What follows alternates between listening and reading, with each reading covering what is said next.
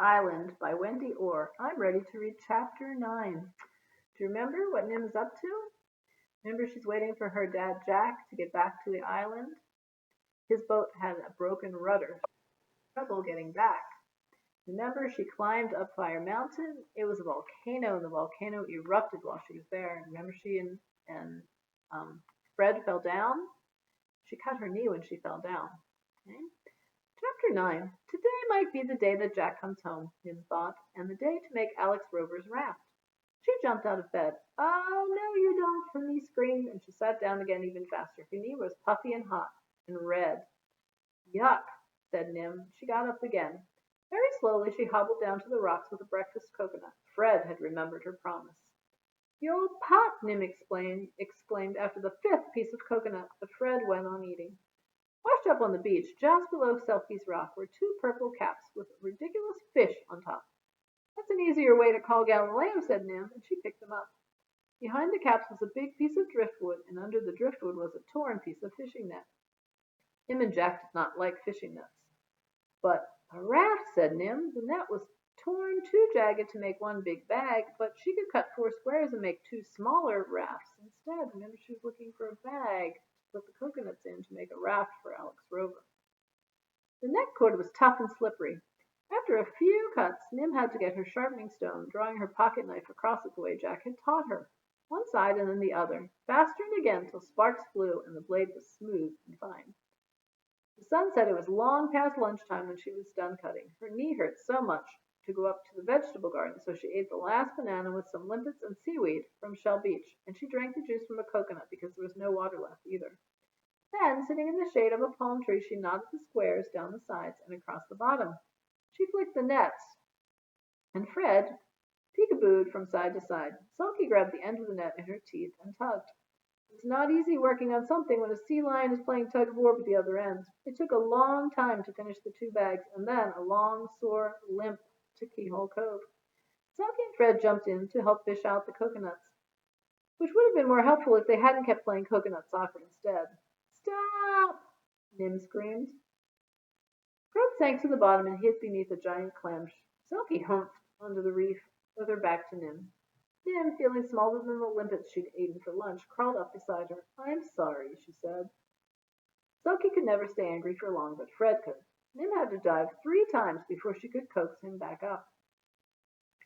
When she had all the coconuts on the rocks, Nim loaded 10 into each bag and tied knots across the top so they couldn't escape. The sun was low over the sea by the time she dumped the 2nd bag back into the cove and climbed on top. The first 3 times she tried, the bag raft ended up on top of her instead of the other way around. The 4th time, Nim won. She lay on her stomach and Fred rode on her back. She paddled once around the cove, but she was in more of a floating mood today, and the raft was good at that too. But not with the sea lion on top. Sulky thumped onto the other one, and it sank straight to the bottom. Try both together, said Nim, trying not to laugh.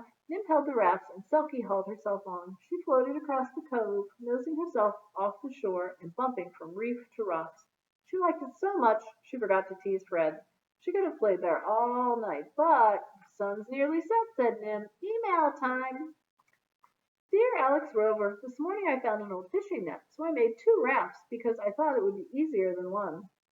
They are lots of fun to ride. Sulky liked them so much she barked till her throat was sore. In Keyhole Cove I could ride sitting up, but it's easier lying down, especially if your hero was out at sea with big waves. Fred and I rode together, and the raft floated so well we would have been dry if we hadn't gotten so wet getting out on. Fred's not very heavy. Sulky needed 2 rafts, or she sank to the bottom. She's a bit heavier than Jack. So if your hero is about that big, he could float on a raft with 20 coconuts. If I'd have known that, I would have made just 1 big raft after all, because Sulky sometimes slipped down the middle, and I had to hold the rafts together for her to get on again. But I guess your hero won't bounce as much as Sulky. From Nim. Dear Nim, Robinson Crusoe couldn't have done better. I'll stop worrying about how my hero could swim to the island if he were tied up in a sack. He could do exactly what you've done. Though he'll find a piece of net just the right size for the one big bag, so he won't have to fall down the middle like poor Sulky. Here's the scene. He's gasping on the beach, realizes that he's lying on a fishing net, and as he sits up, he's nearly bonked on the head by a falling coconut. Whew! That was close, he thinks. Then, aha! And he makes his raft and paddles bravely out to sea to defeat the bad guys. Which reminds me, how did your game work out yesterday? Yours, Alex. Alex waited, but Nim didn't answer. She turned the internet and laptop off and was already asleep. What kind of dog weighs as much as a man? Alex wondered. Selkie must be huge. Oh, Alex thinks Selkie's a dog. And Fred must be a dog too. I can't imagine a cat riding a raft. But Selkie isn't a dog, and Fred's not a dog either, right? She stared out the window. From the 41st floor she could see a long way, but no matter how hard she tried, she couldn't see Keyhole Cove or a hero on a coconut raft. For just a moment Alex wished that she could be a person who did things instead of writing them, who could sail across seas or live happily on a tropical island. But Alexandra Rover was a dreamer, not a doer. She was stuck in a place like a train on a track, as much a part of the city as the post office steps. In the morning, Nim's knee was hotter and fatter, with red lines streaking around. She didn't want to walk anywhere or do anything, but she had no water to drink and no food to eat, so Fred climbed on her shoulders and she pulled her wagon slowly up to the vegetable garden. She filled her bottles from the waterfall, cut off a bunch of bananas, picked some strawberries, and rode back down the hill. Selkie huffed anxiously. I'll feel better after a swim, Nim said.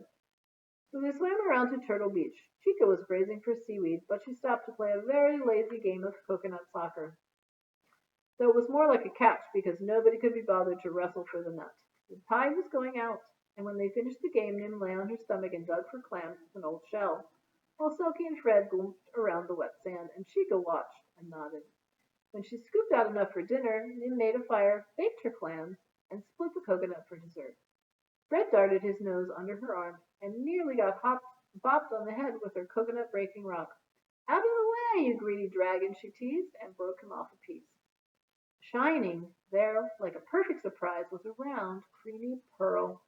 Jim stared, not wanting to touch or move it. Jack had told her that sometimes, once in a lifetime or so, a coconut could make a pearl just the same way that an oyster did.